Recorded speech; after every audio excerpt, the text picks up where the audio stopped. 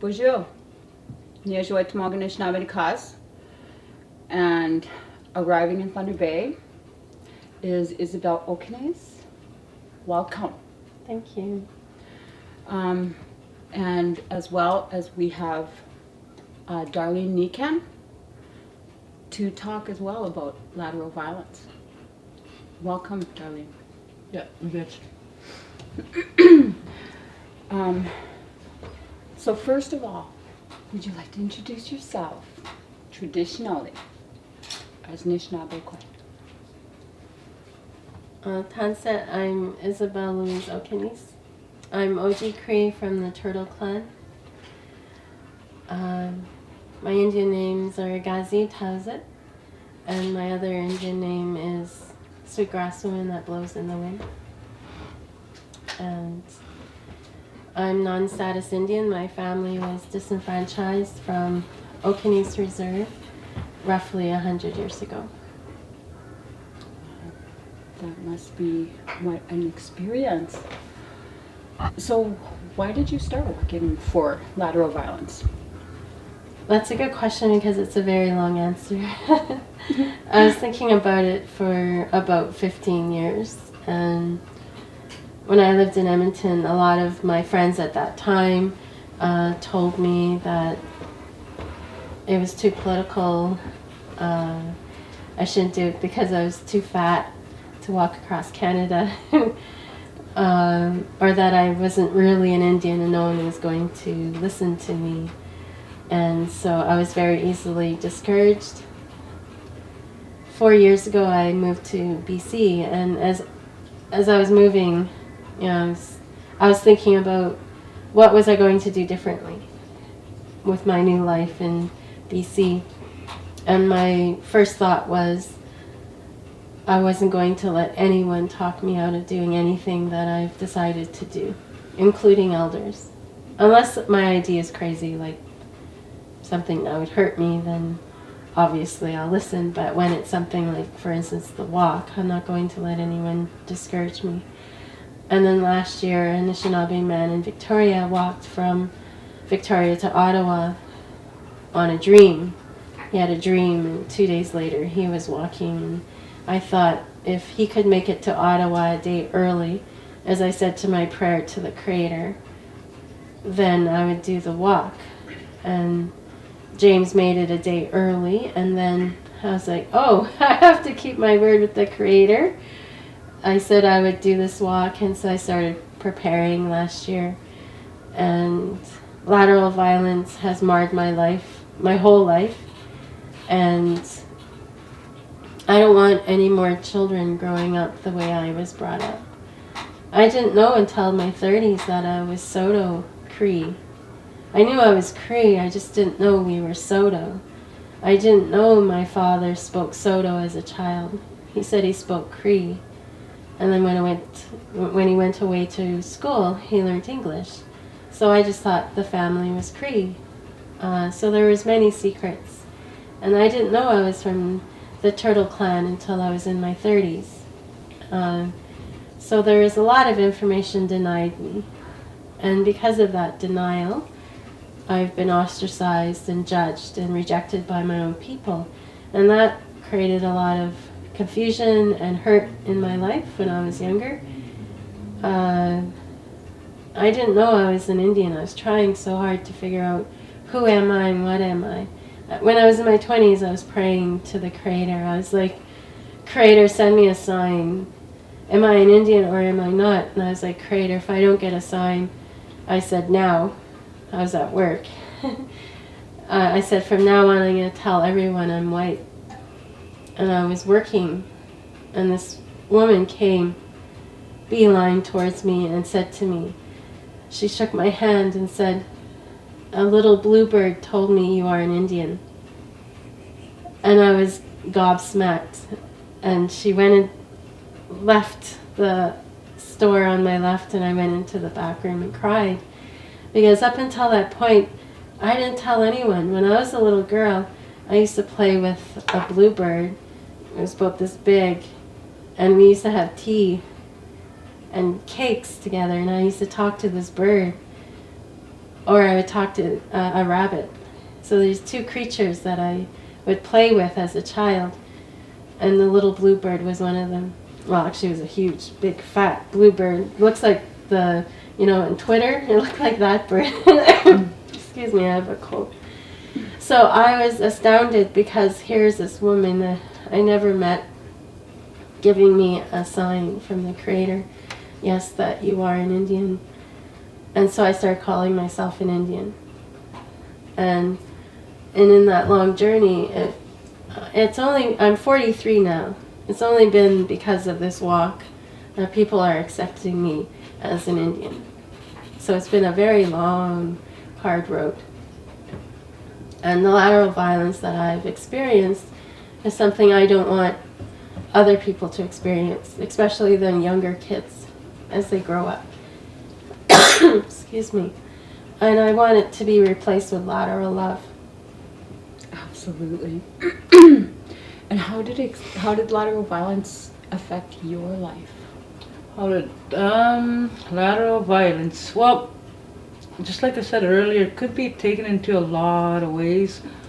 But right now, this day, today, and how I stand in our political matters as a Ojibwe Nation of Saugeen Indian Tribe number 258 band member,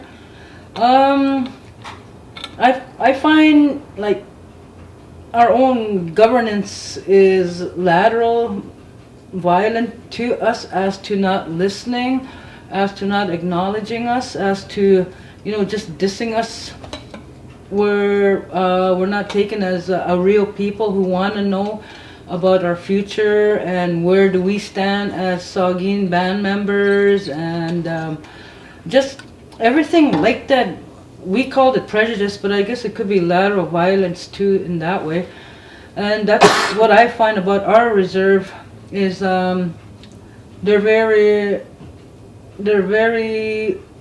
well, I can't say violent, but their words are pretty violent. Their actions toward us speak violence as well. And it's hard to try to deal with lateral violence in your own community when it's pretty well your own family that criticizes you, puts you down, makes you feel like no good, and it hurts. And a lot of people, they walk around with their heads down because who knows what somebody said to them earlier that day, and you gotta understand why they are like that. And I find that's what I do a lot when my own people are very lateral violent on me, because with me it's very hard sometimes, because I pretty well grew up on the street. I was an extreme party person, and I wouldn't take no crap from nobody back then. So now the tables have changed. Now that I'm sober, I cannot lift a fist to anybody as to resolve it anymore like I used to. The story behind that would be one of my last sit in a jail when I got picked up, and I remember this so clearly. That's the time the old West was open, and we got into a big fight with other people there, and then I don't know what happened. I went on a blackout, and supposedly I got thrown in jail, and the next morning I didn't even know where I was. And then there was this other girl in the next cell to me. Yeah, and then she asked me my name. I told her my name, told her Darlene, and then I asked her to, hey, what's your name? And she goes, oh, my name is Darlene. I said, oh. I said, what did you do to get in here? And then she goes, well, me and you got picked up because we were fighting.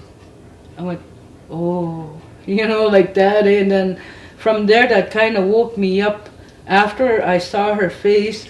And then I was thinking, what am I doing? Fighting my own people. For what? I don't even know.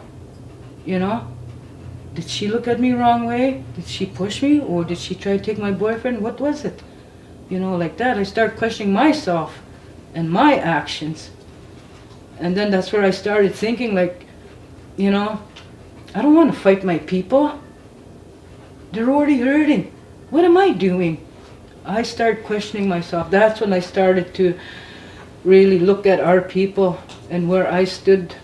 And, you know, and slowly that's how I taught myself as to being observant to how I was treating the people and how I was talking to them. Yeah, I had to redo everything again to not be like that. It's hard, but when you focus on it, observe your situations, it can change. But when I saw her Facebook page there a couple weeks back, and I'm just staring at her picture and I'm reading up her thing there, I'm looking at her for a long time. I'm thinking, boy, she don't know what she's getting herself into. You know, but in that way, that's what I thought, right?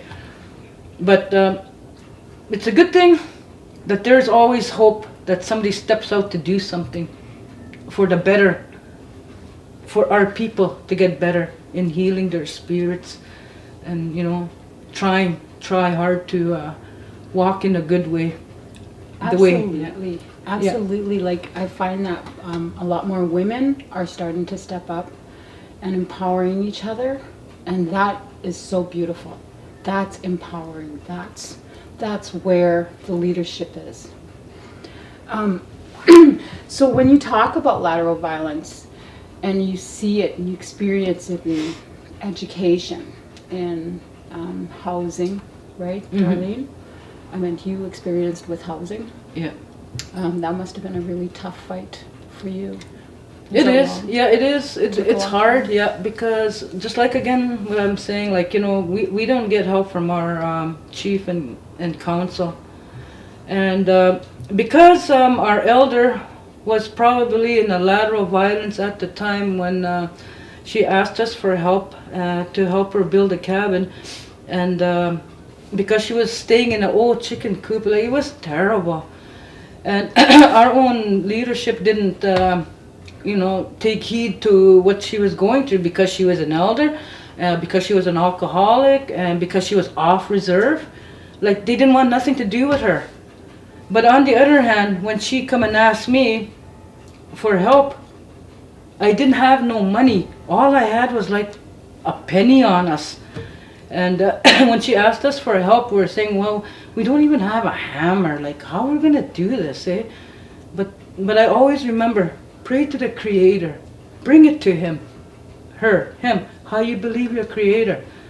And so that's what I had to do, eh? And then that's how we got to help the elder build her a cabin, which she lives in now, which is nice and warm. It doesn't rock in the wind anymore and all that. And, you know, we had to take it upon ourselves to help the elder too, whereas nobody else wanted to help her. Still to this day, we try to look out for her. Yeah. Great. So when we come across lateral violence, what are the solutions? You talk about lateral love. Like, what is that? Well, when I talk about lateral love, I bring it about in a historical context that ourselves remember. For example, my brother died in '97, and I wasn't close to him, but it still affected me a great deal. And I prayed for 4 days and 4 nights, and in my prayer I said to the Creator that there was no words to describe my anguish, and I want to show the world how I feel. And so that it was a short prayer, and I just kept repeating it. And finally on the 4th day, my guides came and they told me to put my hair in braids. My hair was really long, and to cut my braids and bury them with my brother. And no one taught me that. But I knew that was an old way of doing things. And so I went home for the funeral, and I gave, you know, my braids to my brother. And my late mother was still alive at the time, and she was staring at the braids because I showed them to her, and they're in her hands, and she's like, "Who taught you that?" And I said, "No one." it's just how I feel. I didn't want to explain the prayer and such. And she told me that that's what the old ones used to do. So our cells remember how to be. So lateral love is in our cells. So we have an old memory of how to be. And so I tell people about animal husbandry, how the bison and the wild stock was taken care of by all 500 plus nations across Turtle Island before the settlers came, and how no one had ownership over these animals, that it was everybody had ownership. It wasn't one nation or one nation was better than the other. It was just everybody took care of the wild livestock. And the settlers didn't recognize it as animal husbandry, but it was indigenous, natural animal husbandry that made sure that the sick animals or the old animals were killed off, and then the healthy animals were eaten. And then, say for us Cree, we did that, and then we pushed them down to the Blackfoot. The Blackfoot did the same, and then they pushed them down to the Arapaho or the Comanche or any other Aboriginal group further south. And everyone did that. So the bison would go in a complete circle around Turtle Island. So everybody ate the wild meat that was healthy. That's an example of lateral love. So we chose to take care of each other because we saw each other as family. And we didn't say one nation was better than the other or one nation was more deserving of each other. We shared in the livestock. We shared in taking care of the animals. We also used to have massive gardens around Turtle Island that everyone planted in and took care of. And everybody took care of those gardens as well as fed off of those gardens and made sure that everybody had their share. So if a group of, say, Ojibways, if we were going through Cree country, us Cree would go, oh, you're a family, you can eat here as well. Just take care of the garden, leave, till it, and make sure that it's still going strong when you go. So everybody shared in that responsibility, and that's lateral love. So if we do prayer and go to ceremony and go back to the old ways, that lateral love will come out of us. Because I believe, the Creator is in all of us, and the Creator loves all of us. So a little piece of the Creator is in you, and I know I love the Creator. I don't know who doesn't. I'm sure there's some people who don't. But if you love the Creator, then, and there's a little piece of the Creator in each and every one of us, then in essence we actually love each other. So the love is already there. We just need to turn the key and access it and go back to how our ancestors used to be. Because it's in us, and we can still be that way if we choose to. It's like Darlene said, she woke up one day and realized she was beating her own sister, in a sense, her spiritual sister. And she wasn't going to do that anymore. She decided not to participate in lateral violence. Literally, no longer will beat somebody up anymore. That's a personal choice. That's a choice that we all have to make. I'm not going to participate in lateral violence. It's really hard. But once people start choosing not to do that and to start emulating the old ones, then we have a solution to not participating in lateral violence anymore. You talk about lateral violence in the workplace. I meant, what do you think about, what kind of solutions you think that could go with that? Well, I think more workplaces need to have lateral violence workshops. And also, if we have sharing circles, I've been in organizations where we had sharing circles with the employees and the management. And it'll have to be an ongoing thing. It can't be a workshop once in a while. It'll have to be ongoing. And people need to call each other out on it in a respectful way.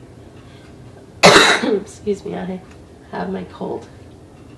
So lateral violence in the workplace has to be also an individual decision to not participate in it.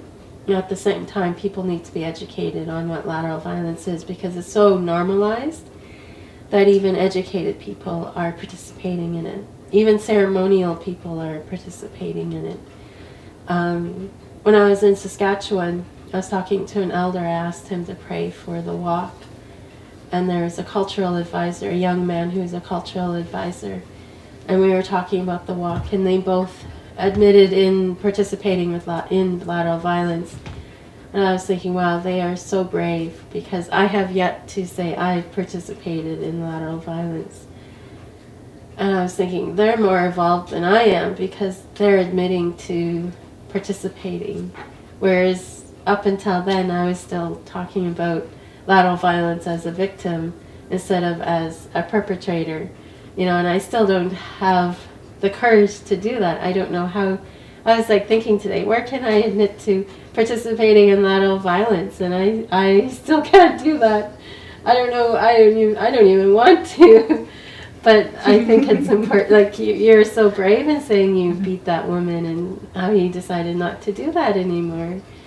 And if we start admitting what we've done wrong, like we've hurt each other, like that's so empowering and healing in itself, right? Because that, as an observer, that's helping me, give me courage to say, oh, where in my life have I hurt people? Because that's hard. We commend our men for the Moose Hide campaign, and the men go in circles and talk about where they've hurt our women. That's owning the lateral violence they perpetrated. And when I was younger, I was like, why is everyone clapping? I mean, he just admitted to beating his wife and sending her to the hospital.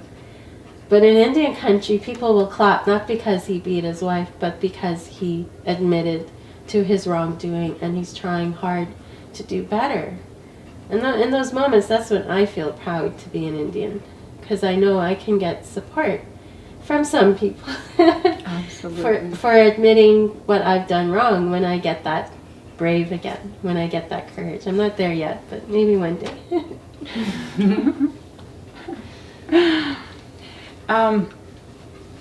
So when you talk about I know you shared a story, and I would really love for you to share the story about the monarch, because to me, like, a butterfly is like transformation. Children, we're children, and we're growing into the elder, and the butterfly is a representation of transformation. Tell us a little bit about your monarch story. It's so beautiful. Thank you. Well, this was when I was still in BC. I was around Yale at the time. I believe it's a small hamlet outside of Hope. And I was walking by myself on the highway. And throughout this walk, I've thought many times that I'm crazy. What am I doing? I questioned my physicality. I also questioned my ability to mobilize people, my networking skills. So that day I was just very judgmental of myself. So I was praying and I was crying. I was crying to the Creator and saying out loud in my prayer that I needed a sign to know, is this walk even going to affect Indigenous people worldwide? Because part of this walk is supposed to be a worldwide smudge. Not very many people have participated in the worldwide smudge.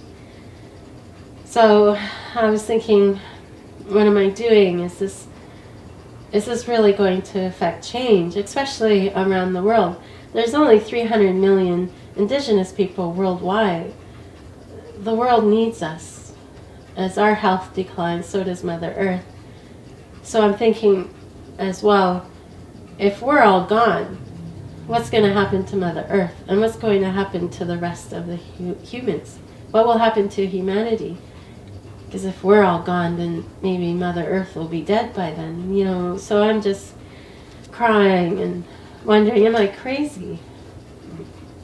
And so as I said, will this even affect Indigenous people around the world? And as I said that, as I finished saying it, this monarch butterfly flies to my left and is at eye level for me.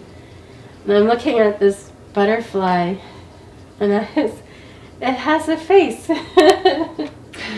It's like moon face, this human face. And I said to it, I was expecting you to have a bug face. And it's just looking at me and smiling and nodding its head like it's answering me.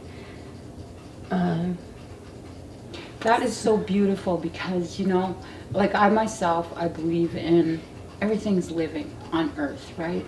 You know, the earth, the water, the trees, the plants, the humans, the animals, you know, even the air is alive. Mm-hmm. When you talk about the butterfly, like the connection is what is important. Do you believe in that?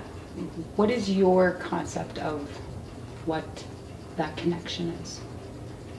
To me, the butterflies, the ancestors are watching over me and protecting me, sending messages. Also, I had shared a story about 20 years ago when I was having supper with my white roommates at the time, and I was telling them a story of what the elder had said about the monarch butterfly, that we can send our prayers and our information with the monarch butterflies when they fly south for the winter to our ancestors who we haven't seen in generations. So before the settlers came, we knew we had, our ancestors knew we had relatives really far south, but we hadn't seen them in so long, but we knew they were there and we could send messages with the monarch butterflies. So I was saying this story to my roommates at the time, and there was a man sitting on my left, and he started talking and said he was an indigenous man from Mexico, and that he too was taught, except it's the opposite, that when the monarch butterflies fly north, that they can send messages and prayers to the relatives up north. And so when I saw that monarch butterfly, I was like, oh, the ancestors are telling me that this walk will affect the world on a level that, you know, that we can bring lateral love to the people, and that this is an indigenous movement. So I've heard other Cree people too, like elders, say that the monarch butterflies, especially when butterflies come, it's our ancestors coming to give us messages. And I needed that message that day to give me hope that, yes, Isabel, you're not crazy, and yes, this will affect more than just me and the people I talk to. And that's what makes our culture so beautiful, because we understand these things, you know, the connection is so important. I know that, Darlene, you speak your language, Mm-hmm. and you're so passionate about it. The future of the children, how do you feel about that? The future of the children and the youth, just like what I said earlier too, like, you know, we are losing our language. That is true. There's a lot of our youth, young people, young adults that don't really know how to talk our language because, like, you know, it's been pretty well rubbed out, and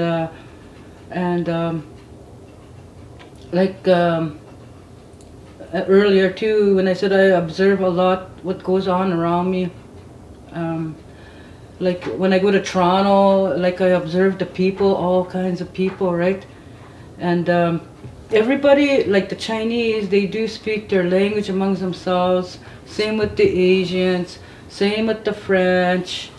And but then, you know, sad when I notice our young ones, like, you know, they speak English so well, they don't know how to speak their language, and I just think, like, you know, we can't lose our language. Our language is beautiful, you know. We have so much interpretations through one sentence, and it's just like, it makes you laugh too, like when you joke around in our language, like you have real laugh, like, you know, It's just our language, our Ojibwe, Cree, you name it, any First Nation language on this side of the earth. Like, you know, young ones, get back to your language, talk to each other. Never mind like this, you know. Like today, like nobody talks, eh? So, but anyways, I don't know, maybe I'm contradicting my own self right now, but but anyways, I just say, you know, let's go back to our language. Let's be who we are supposed to be. Let's be proud of who we are. Never mind trying to be someone else, or because you'll never be anybody else except what the Creator made you, you know. And you know, we're so, and that's where lateral violence comes again, you know, like why, you know, why do you want to talk your language? Why do you want to talk it? It's an old language, I hear some people say, right? And I'm just saying, no, it's the best. It's old because we were here that long, you know. I don't know, there's a lot of things I could answer always back, but yeah. Well, I'd like to comment on that. Because lateral violence is a learned behavior, and it was taught to us. So part of lateral violence is when a group of oppressed people are oppressed for generations and can't overthrow the oppressors, they begin to hurt each other. So hurt people hurt people. So in residential school, I believe we're all residential school affected, and we're all treaty people. So when the children were stolen and put in residential school and the language was torn from them, some retained it, yes, but they learned a lot about lateral violence in residential school. And withholding information is lateral violence. So although, yes, my parents wanted to protect me, it's still lateral violence that they withheld that information from me. They chose not to teach me my language. They chose not to teach me my culture or my spirituality, when both my parents were a wealth of information. My dad is turning 80 this year. My mom passed away when she was 76. So they were raised so differently. When I was a little girl, I thought my mom was lying to me when she said she didn't know her cousin's name. I thought that meant she's not related to us because she doesn't know her name. Her cousins, her aunts, her uncles, she didn't know their name. She didn't explain to me what was happening. It wasn't until in my 30s when an elder explained to me names had so much power that no one knew each other's names. That the only person who knew your spirit name was the one who named you, and maybe your partner, the man or woman you were married to for the rest of your life. So if you kept telling everyone your name lost power. So when my parents were being raised, they were taught that. They weren't told what everybody's name was. They just addressed them as auntie or uncle or sister or brother, mom, dad. So they were raised in a time during the dirty 30s and during World War II. So the information they had was old. You know, my grandfather was born in 1899. So that information goes back pretty far.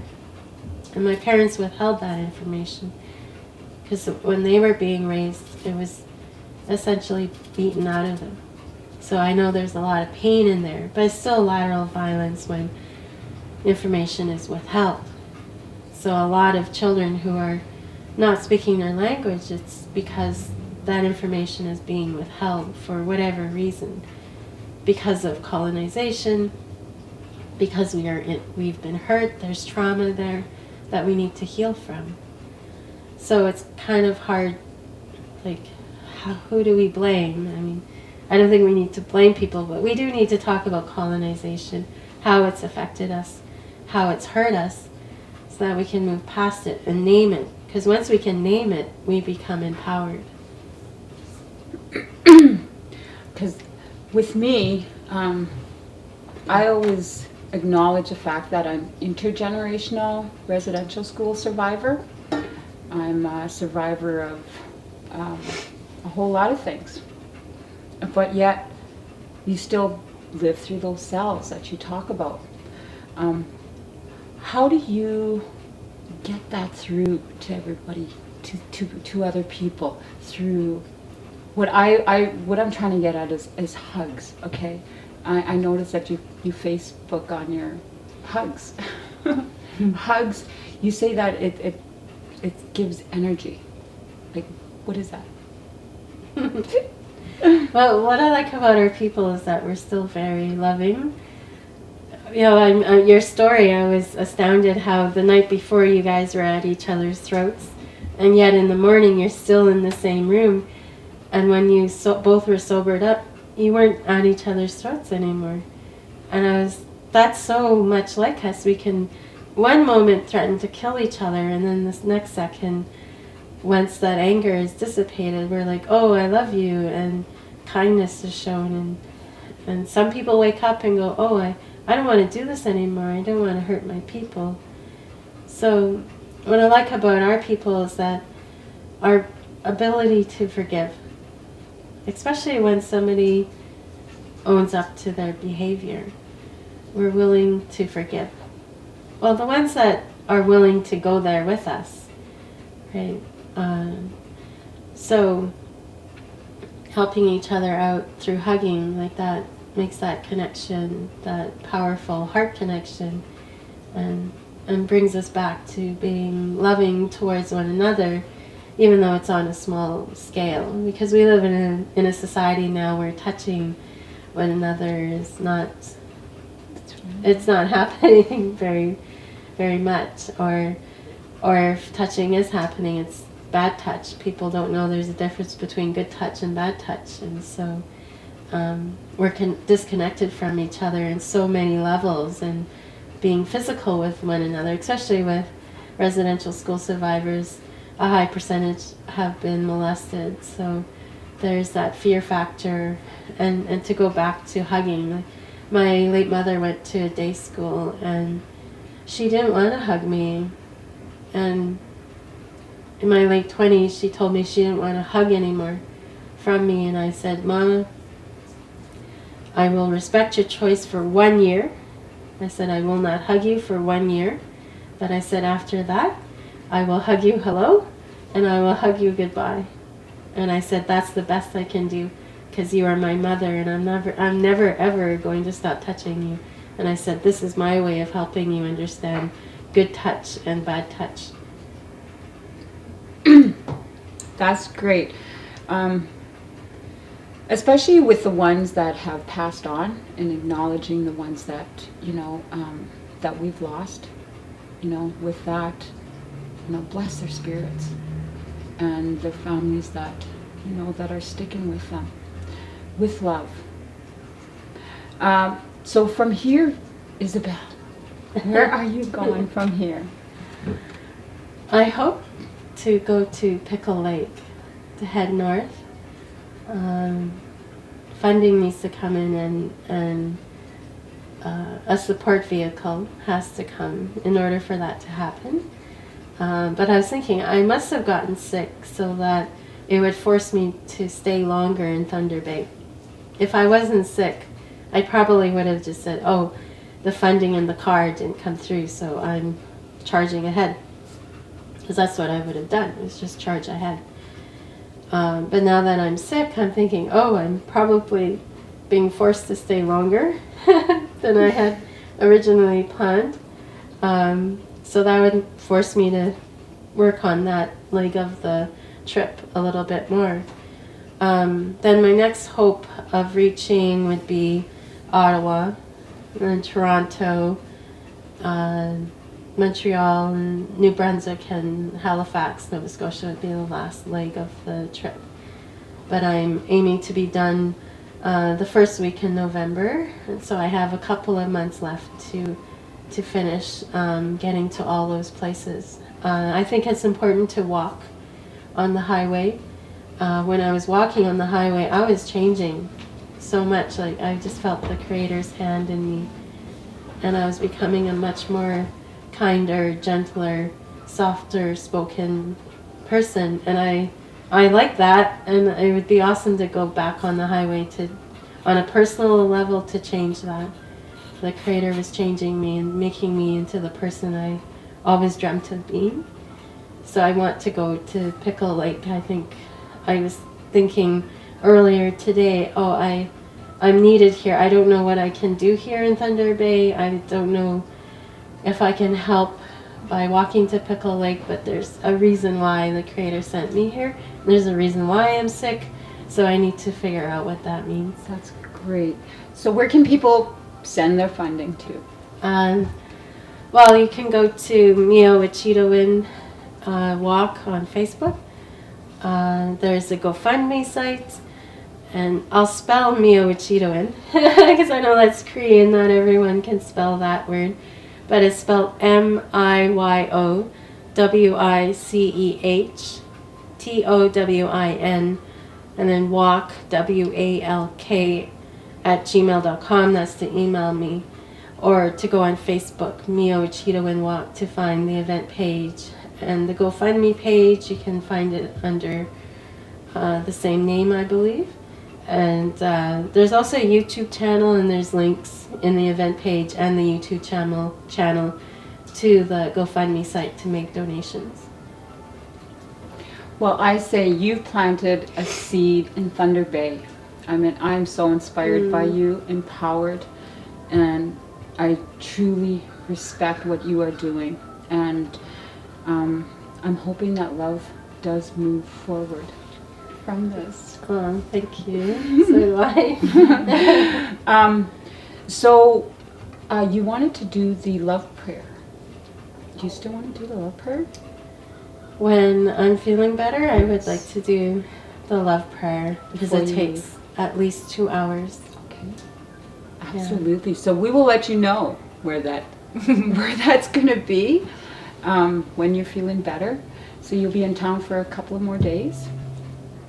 And if you need to get a hold of her, you want to come and talk to Isabel, meet her, we will let you know. And I hope your stay in Thunder Bay is absolutely phenomenal. Oh, I hope so too. And it's getting better. I've been sick, so yesterday I just slept all day. And today I've been struggling because I haven't been feeling well. But hopefully the cold will go away, and then I can, because I feel bad. You guys aren't getting the best of me like other cities have gotten me without being sick, and I was able to give as much of myself as I could. And right now you guys aren't getting all of me, and I feel bad. You're kind of missing out, I feel. As long as we get a piece of you. You are planted. You're okay. You have planted the seed. I mean, just your presence here is just phenomenal. And I thank you so much. Chimigwich. Chimigwich. Yeah, Village. Anything else you'd like to share with the city? Oh, there's so much more I could share. There was so many good experiences. Oh, I got lost in Chilliwack. Oh. I was all by myself. I'm walking along and my GPS on the phone isn't working. And then I was like, Creator, I'm lost. Can you help me? Am I going the right way? And then I hear, caw, caw. And I look to my left, and there's a raven up on a pole. And it's going like this. And I'm like, are you pointing with your lips? And it's going, caw, caw, like shaking yes. And I said, am I supposed to go this way? And it's going, caw, caw. And I'm like, oh my God, that's a Cree. It's pointing with its lips. And then I was like, I said, can you do something more grandiose so I know what you're doing really happened? And then 5 more ravens flew, and all 6 of them flew in a complete circle to my left and kept flying like that. And I started crying, and I said, I'm sorry for treating you like a toy. I said, I'll never ask you again to do another grandiose trick for me. Because, I mean, obviously pointing with its lips and telling me that's the way to go, and it was the right direction. I should have just accepted that at that moment.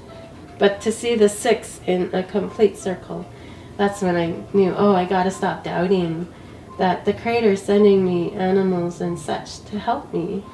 And I just have to listen. Oh. Anything else, Dara? Just peace to all people within themselves and how they believe in themselves. I just say peace, power to the people, that we succeed in what in each of us have, in what we're supposed to do in this walk of life. Higach? Absolutely. Yeah. Takes a whole community to raise a child. Let's do it together.